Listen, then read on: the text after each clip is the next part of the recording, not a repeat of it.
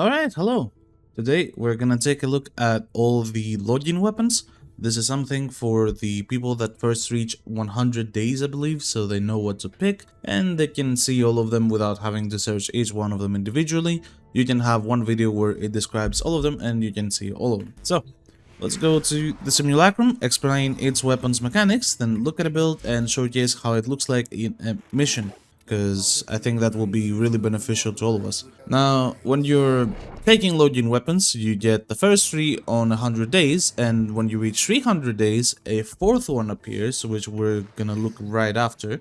The 4th one is personally my favorite out of the 4, but it's not really as good as some of them that you start with. So, let's begin. The first one is the Zenith, so I'm gonna spawn some enemies here so you can see what it actually does. So the Zenith is a fully automatic weapon, decent damage, hit scan, quite strong in general, but the really good part is that when you press the alt fire, a disc appears. So this is gonna be a theme around every weapon. When you throw alt fire, disc appears and then something happens, basically. But for this one, as you can see, we can now have wall hacks, we see enemies through walls, and when you have the alt fire, this weapon gains infinite punch through, so you can cosplay playing Side 9, but it turns from a fully automatic to a semi-automatic with a lot of damage and a lot more crit. That's kinda it. Honestly, with max dead hit stacks, with maximum stacks and everything, this weapon does hit like a truck, and it was used for a lot of things in the past, for freezing bosses like Eidolons, and the Prophet Taker for the pylons that appear and they have a bubble around them. Because of this weapon's infinite punch through, you could just shoot through the pylon and every mountain and not really move at all. And that would help on speedruns until people figured out the Ogre's trick with projectile speed. But in general, this is just a standard use assault rifle that is quite strong and has a lot of utility because of the infinite punch through. But obviously, unless you go for blast, this doesn't have any crazy AoE. It just has pretty decent damage. And honestly, its status chance is quite low, so even if you do go for blast, you're not gonna see much damage through that. The Azima is a fully automatic pistol. It feels quite good to use, has minimal recoil, isn't really that bad, quite strong. And the important part about the Azima is that if you're using the alt fire, you throw down a disc, and this disc will empty the entire magazine around the target, like what magazine is left. So right now we are shooting these many projectiles, but if I throw it again, we will shoot these many projectiles. This one shoots many more. And essentially, the really cool thing about this weapon is that it doesn't have a cap to how many discs you can throw. For example, on the Zenith, if I reload, or if I try to throw the disc again, the disc just disappears and returns to the weapon. However, on the Azima, you can just spam it, but if you spam it, it will just empty your magazine. The thing that changes for the Azima is that if you use Arcane Pistolier, which is an arcane that gives you infinite ammo after scoring a headshot kill, then you can simply spam the Azima forever. You can just hold down the alt fire button and that will spam the Azima forever, and it will make you just spam alt fires like crazy and fill the room with projectiles, which is quite cool. Final one is the Zenistar, which is something that a lot of people love, the Zenistar. It also has corrupt charge for some reason, so the Zenistar basically is this huge sword. If you ever see someone running around with a huge sword, this is it. Doesn't look like that normally. This is the skin from the Chroma Dynasty collection. It's kind of bugged on this weapon, as with pretty much almost all of the skins, I assume, but no, not really, just that one. But yeah, this skin is bugged on this weapon and it looks absolutely humongous. The weapon normally looks like this. Still looks pretty cool. It just, most people like running around this because big sword equals funny, obviously. And what this weapon does is, you know, it's a normal heavy blade. Just normal heavy blade stuff. When you press heavy attack on this weapon, you throw out a disc. The disc makes it so that you get an area of effect that scales with the weapon's range that constantly attacks enemies when you're in range of it. If we walk too far away from the disc will disappear and return to us. I don't seem to have enough room on this simulacrum to do that, but when you run too far away, the disc will return to you, but as long as the disc is out, it will constantly deal damage, and it depends on your attack speed, what elementals you put on the weapon, and if the weapon has line of sight of the enemy. But it will constantly keep hitting and hitting enemies when you do that. The amount of time that this weapon stays out is depending on your combo counter, and it's 10 seconds per combo counter. So if you go to 12x combo counter and we throw the heavy attack, then suddenly this heavy attack will last for 120 seconds. So it's a 120 seconds area control weapon, kinda, when you abuse it like this. And you can throw in modes like Wrathful Advance and it will stack on it. You can even throw it through things like Conductive Sphere, and Conductive Sphere will constantly proc electricity for you onto this weapon. In general, there is a lot of things you can do into this weapon. You can obviously mode it just for pure heat, you can mode it for gas electricity like I've done here and go with influence. You can go with melee vortex and make it even a grouping tool.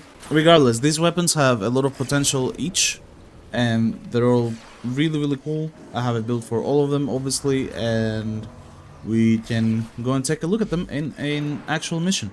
But I think if I were to pick as a new player one of these three weapons, it would either be the Zenith or the Zenistar. The Azima needs a lot more investment to become really good. Once you do put that investment, it is really powerful, but obviously when you need this much investment, then I do rather take something that's good from the get-go. That's about it. I am gonna take Pistolier though to showcase the potential. The Zenith build has primary Acuity, and this Riven basically I do have like a really strong Riven, but if you just change this for electricity, the weapon is still really powerful. You see the alt fire damage, like you still get 105% crit chance and 8.2x crit multiplier, which is extremely powerful. So you don't actually lack much damage with it, but the Riven definitely helps, obviously, as it's a 3-dot weapon. But as I said, this weapon used to be a meta weapon for Eidolon hunting and Profit Taker hunting. Then the Azima builds, the Riven again here is just multi-shot and damage, so if you want to replace it, you simply put something like Lethal Torrent and then you're good. The Prime mode, it's, you know, whatever. It can be Origin, it can be Grineer, it can be anything. So I'm just gonna put Expel Origin because I'm gonna go to the Void. Then the Zenistar build, we have two of them, where one is melee Vortex here and more utility based, and the other one is melee Influence and more DPS based, for me at least. And of course, you can get the stronger, but I do prefer this, and I do think this is like the best thing you can do. And the reason I wasn't dealing damage to those guys was because I had a Smite Grineer instead of a Smite Origin. Obviously, Smite modes are not really needed on these weapons, but I do recommend them if you want to get the max value out of them. Obviously, if you don't have a Smite mode here, you can just put Electricity mode with Volt Extract and you're good. Or Focus Energy if you don't have Volt Extract, that's fine. You mostly care about getting more electricity damage, since if you see right now, my electricity without Focus Energy is way lower than my gas, but if I put Focus Energy, it becomes pretty similar. So you get more electricity procs. That procs melee influence more often, and that gives more DOT, which in turn means more damage. But obviously Smite mode is better if you have it, so I'd rather go for that. Let's go to a mission on Ani because it doesn't have nullifiers. We can showcase how all these three weapons look like on a small 5-minute mission and how they perform. And in general, I think every single one of these three weapons is pretty good in its own right. I think the Azima is the weakest personally because it needs that much more investment to be good. But with the investment, it's really powerful, so there is that. Let's start with the Zenith though, which I think is the most powerful out of all three. The primary fire with a bit of fire rate gets really strong. Like even the fully automatic fire is actually quite powerful in this weapon. But obviously the star is the alt fire and the fact that you shoot enemies through walls. To see enemies through walls, they need to be in the range of your disc, so only on the moment they get through the disc can you see them, but obviously once you see them, it automatically shows their head and then you can just shoot them. I just wish this weapon had a bit more status chance on the alt fire so you could go blast, but there are things that you can do to fix that, obviously, such as Lavos Balance Formation. If you do that, then blast goes really hard on this weapon and it starts getting really great AoE capabilities. However, without any decent status chance on it from either red swords for status chance or balance formation, then obviously you don't get AoE, and this is just a one-shot headshot weapon that you take and you'd see, wow, I dealt a lot of damage to that guy. But it's still a pretty good weapon in my opinion. Like, the damage is not just serviceable, it's really good. Even if we don't have row right here, you're gonna see that these guys die pretty quickly with primary fire, and they get one shot with the alt fire too, because you know you deal 1.8, 1.9 million. With roar probably even more, 5.9, 7.1 million. So yeah, it's definitely a decent weapon. So either this or the Zenistar, depending on what you want to do. I do recommend either of them. They're really good. Let's see the Azima. So with the Azima, the primary fire is okay-ish at best. It's not great, but the alt fire, once you do Pistolier and you just throw it like this, it can first of all lag your game, but second of all just create chaos. It's genuinely very chaotic. It scales with your fire rate, it scales with your magazine size, which is why we had Prime Sleep Magazine, which if you don't have, you can do Tainted Mag, but I do recommend Prime Sleep Magazine because obviously the no reload speed does help a lot. But yeah, you can, once you do have Pistolier and you can do this, and then yeah, it gets super funny.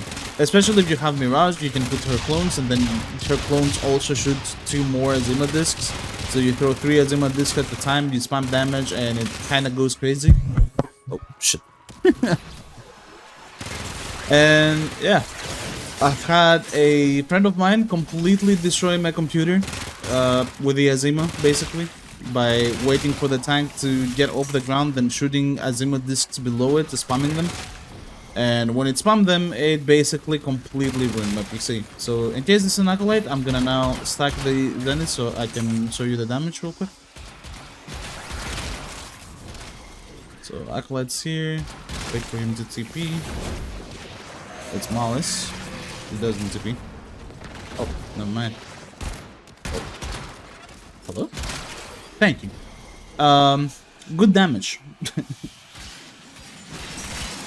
Anyways, Zenistar time for the final 2 minutes. As you can see, just with roar and regular attacks, obviously melee influence, regardless of the weapon you're gonna pick with melee influence, is gonna be really good, so it doesn't really matter.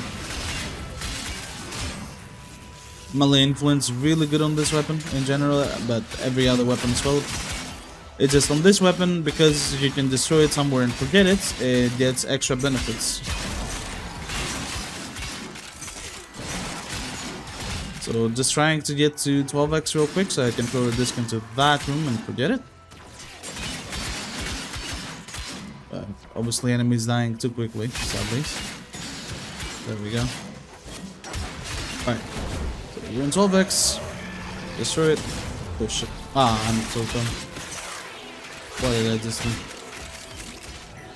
The inner dark soul talk to me.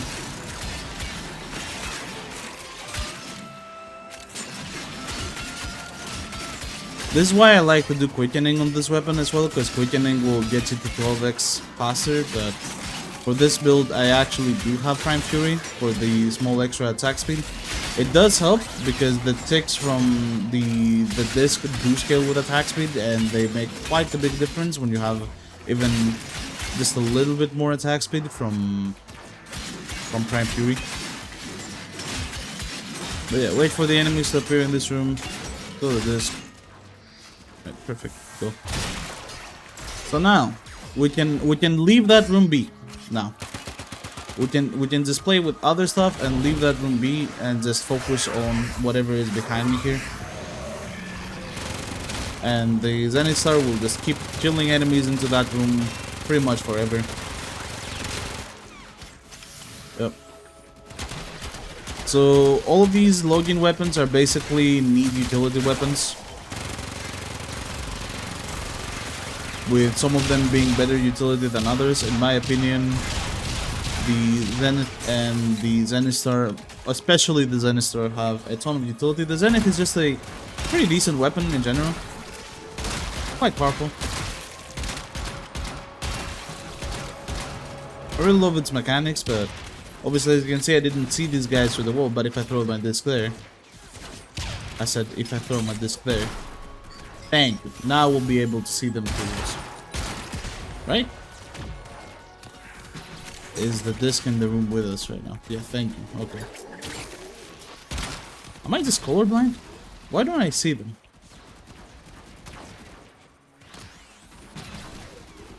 Alright, I mean, sure. Anyways, the Zenistar is still doing that over there. And it's just chilling on its own, so, you know. Cool weapon. Zenith is something I really like using on the Orbalis. It's my basic Orbalis setup with like magnetic and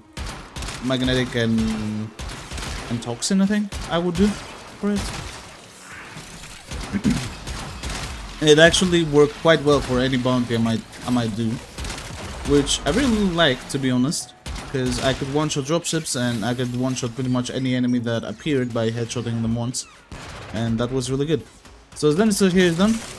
The carnage has happened, and we're just taking all the loot here. It basically killed like 200 to 300 enemies for the time it was up, because enemies just stacked on this area and they just kept dying. It's really incredible, honestly, because you don't even have to pay attention to it. You can just throw it and then play with any other weapons you want. In general, it's an amazing utility weapon, and I would recommend it to get it first. But obviously, the Zenistar does need its own investment to be that good. Like, you need to invest into those good mods, and if you have a smite mode, it does make a big difference. But in general, it's still an amazing weapon. It's still a really good weapon. We have one more weapon to take a look at. It's called the Sigma and Octantis. My favorite melee weapon in the entire game.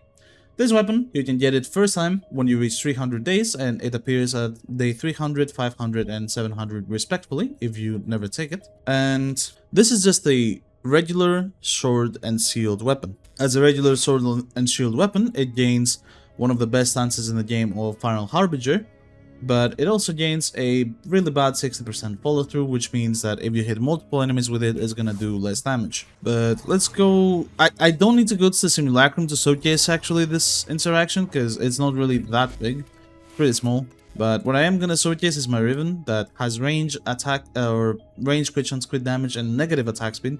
So negative attack speed really hinders this weapon, especially because it has one of the higher base attack speeds out of every shield and sword weapon. It might have the highest one out of every sword and shield weapon, but the kinda ideal thing about this weapon is that it has really high base crit chance and crit damage, and it also has really high base slash damage. So the idea is that you build it for afflictions, slash, and as much crit as possible. Sadly, this Riven mode has negative attack speed, so the regular attack speed that is 1.08, that will be incredibly good here, does lose a lot of value, sadly, which is not great. I might not use the Riven, to be honest, because I will have to abuse Wisp a lot if I had to use Riven, so I'm gonna use this. This is one of the few weapons where attack speed is actually not really mandatory. Of course it helps, and it would be really good, but I swear this weapon probably doesn't need attack speed whatsoever, and you could probably run with this and be absolutely fine. But if you want attack speed, I think replacing Organ Shatter with Berserker Fury is gonna be the play. Or simply going to your weapon, or your Warframe, sorry, and putting Arcane Strike, and that will do the trick as well. So go to a mission, showcase what this can do as well. The reason why it's my favorite weapon is because it's very stylish. It looks absolutely gorgeous. It is one of the most nice looking melee weapons in the entire game, in my opinion. I mean, look at it. It's so cool. And its unique thing, which got added to some other sword and shields after, is that when you are in the air, you can press E and it throws out the shield. It opens enemies to finishers, and then you can finish them. It's not very useful on its own, but if you actually throw the shield and hit someone, the hit from the shield has multi-kill. or multiplicative condition overload, which means condition overload mode gets multiplied by whatever, how many statuses the enemy has, and you deal a lot of damage with it, which can be pretty funny. But obviously you don't need to build like this, but you can for disruption missions, and ironically it works, and you can hit close to like 5 million damage per shield throw, which is quite funny. I shouldn't have put. Wait, give me a second. Take 2. So don't put attack speed flower. Alright, perfect. We also got this. Perfect. So, this is just with Arcane Strike. That was a barrel, don't worry about that. In general, the stance of this weapon is really powerful when it comes to the attacks that it does, but it's not as powerful for the damage or the DPS to surrounding enemies because of the follow through of the weapon. But for single target, this deals quite a bit of damage as it stands, especially because of the guaranteed knockup that this weapon has on the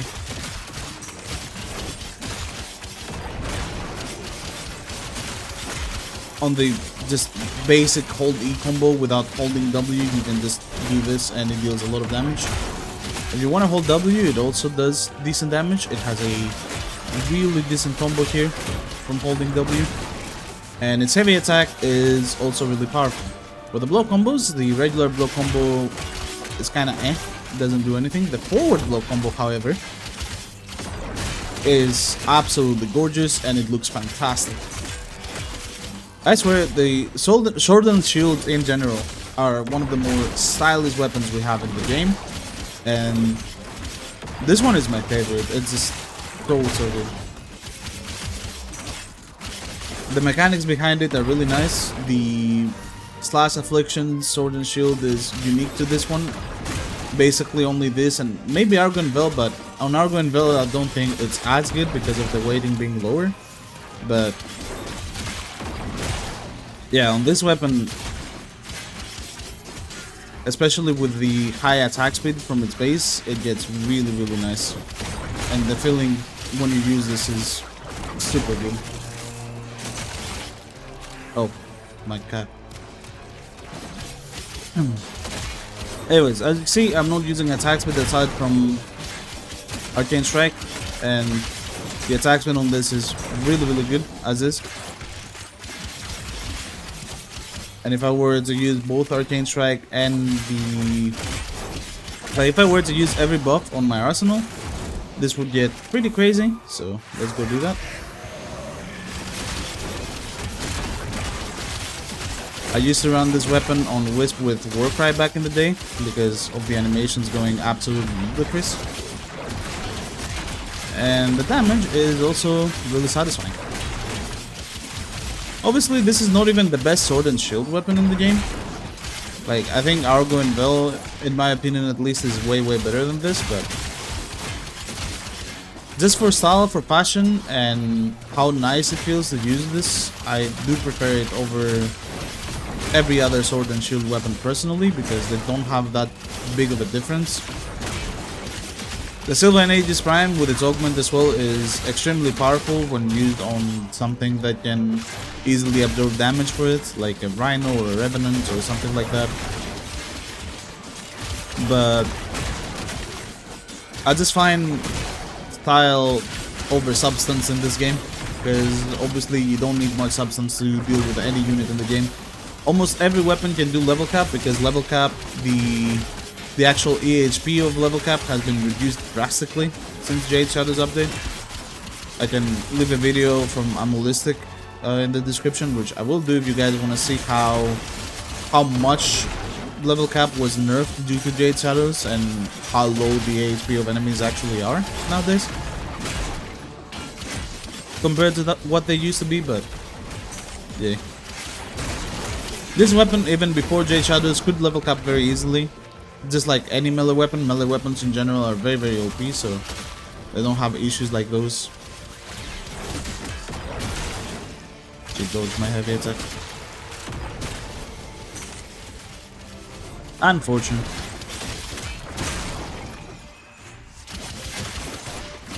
But yeah, I really love this weapon.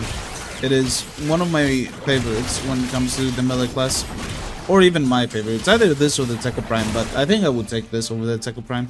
Just because the way it looks. The Techo Prime just feels nice because of the... again, the high attack speed, the high slash damage, and the fact that it's a fist weapon, so... if you add range, you have the 90% follow through and you hit multiple at the same time, you don't get the reduced damage. Unlike this one. But the fashion on this one is absolutely fantastic, so I love it. In general, all Lodian weapons are pretty decent. They're not top tier by any means. The Zenistar is the only one that could be considered like extremely powerful in the right tools with the right hands. And I think the Zenith too, when it used to be even better and people could cheese it with other things, that can also be good utility wise.